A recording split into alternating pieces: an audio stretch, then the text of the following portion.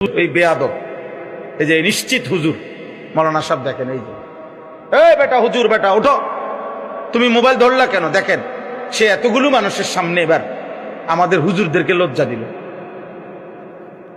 নিশ্চিত মাদ্রাসার ছাত্র। প্রিয় ভাই ওঠো, আব্বা তুমি ওঠো। না না, তুমি বসলে আমি ওয়াজ করবো না, তুমি ওঠো বাইরো।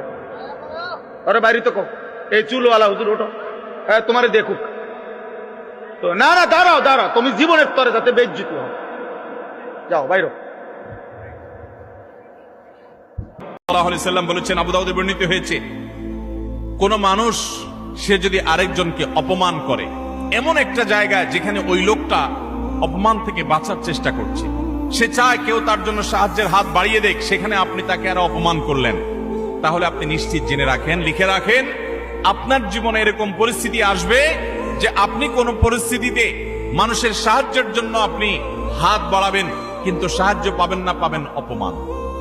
কারণ মানুষকে অপমান করলে তার শাস্তি আল্লাহ তাআলা দুনিয়াতে নগদ দিয়ে থাকে। আল্লাহ তাআলা এই অপরাধ থেকে, এই গুনাহ থেকে আমাদেরকে বেঁচে থাকার তৌফিক দান করুন।